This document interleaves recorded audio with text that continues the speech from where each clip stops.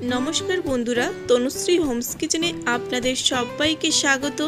आज आमी आपनादेर साथे शेयर करब बेसनेर लाड्डू बानानोर एकटा सहज रेसिपि।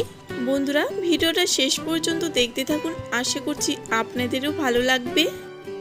बंधुरा भिडियोटी शुरू करार आगे आमार এই চ্যানেলটি যদি সাবস্ক্রাইব করা না থাকে সাবস্ক্রাইব করে নেওয়ার অনুরোধ রইল।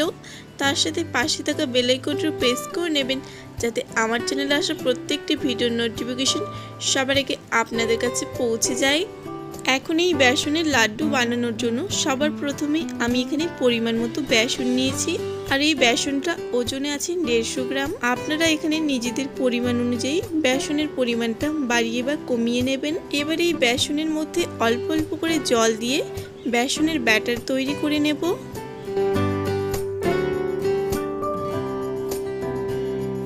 এখানে আমি বেসনের ব্যাটারটা তৈরি করে নিয়েছি।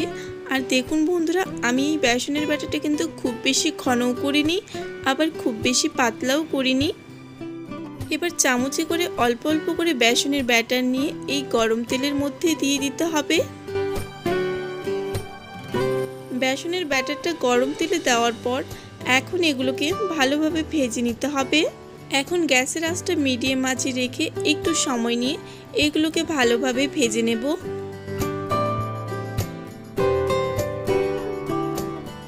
প্রায় 3 মিনিটের মতো সময় নিয়ে মিডিয়াম আঁচে এগুলোকে ভালোভাবে ভেজে নিয়েছি। এখন এগুলোকে একটা প্লেটে তুলে নেব।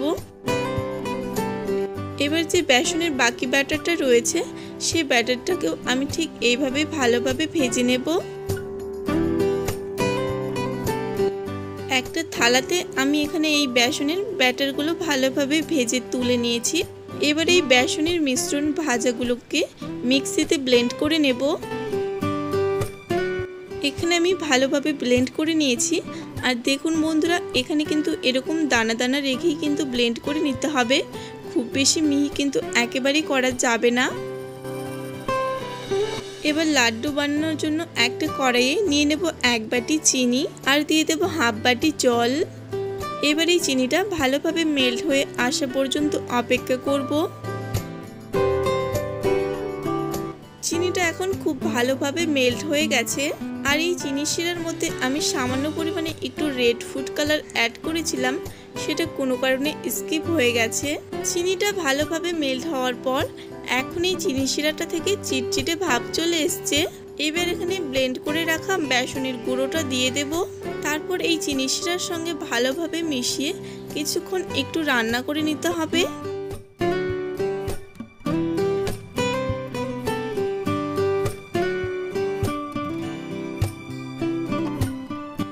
প্রায় 2 মিনিটের মতো সময় নিয়ে এই লাড্ডুর মিশ্রণটাকে ভালোভাবে রান্না করে নিয়েছি। এবার এই লাড্ডুর মিশ্রণের মধ্যে দিয়ে দেব কিছুটা চারমগজ আর দিয়ে দেব 1 চামচ ঘি। আর এই ঘিয়ের ফ্লেভারটা কিন্তু এই লাড্ডুতে খুবই সুন্দর লাগে। এখন আবারও সবকিছুকে ভালোভাবে নেড়েচেড়ে মিশিয়ে নেব। সবকিছুকে ভালোভাবে নেড়েচেড়ে মিশিয়ে নিয়েছি। এখন আমাদের লাড্ডু বানানোর জন্য এই মিশ্রণটা খুব সুন্দরভাবে তৈরি হয়ে গেছে। এবার গ্যাস অফ করে এই মিশ্রণটা একটা প্লেটে তুলে নেব।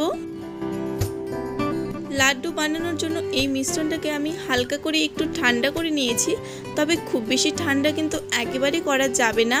এবার হাতের মধ্যে কিছুটা তেল বা ঘি লাগিয়ে নিয়ে তারপর এখান থেকে অল্প অল্প করে মিশ্রণ নিয়ে আমি লাড্ডুগুলো তৈরি করে নেব। বন্ধুরা, আপনারাও একদিন বাড়িতে এইভাবে লাড্ডু বানিয়ে দেখতে পারেন, আশা করছি আপনাদেরও ভালো লাগবে। এখানে আমার একটা লাড্ডু বানানো হয়ে গেছে। এবার একইভাবে আমি বাকি লাড্ডুগুলোও তৈরি করে নেব। একইভাবে আমি এখানে বাকি লাড্ডুগুলোও তৈরি করে নিয়েছি। আর এই বেসনের লাড্ডুগুলো ঠিক কতটা লোভনীয় হয়েছে আপনারা দেখেই নিশ্চয়ই বুঝতে পারছেন। এবার আমি আপনাদের একটা লাড্ডু ভেঙেও দেখাচ্ছি। দেখুন বন্ধুরা, এই লাড্ডুটা ভেতর থেকেও কতটা সুন্দরভাবে তৈরি হয়েছে আপনারা দেখেই নিশ্চয়ই বুঝতে পারছেন। বন্ধুরা, আজকের এই রেসিপিটি আপনাদের কেমন লেগেছে কমেন্ট বক্সে জানাতে আমাকে একেবারেই ভুলবেন না। রেসিপিটি ভালো লাগলে একটা লাইক, কমেন্ট আর যতটা সম্ভব ভিডিওটি বন্ধুদের মাঝে শেয়ার করে দেবেন। ভিডিওটি শেষ পর্যন্ত দেখার জন্য সকলকে অসংখ্য ধন্যবাদ। সবাই ভালো থাকবেন, সুস্থ থাকবেন।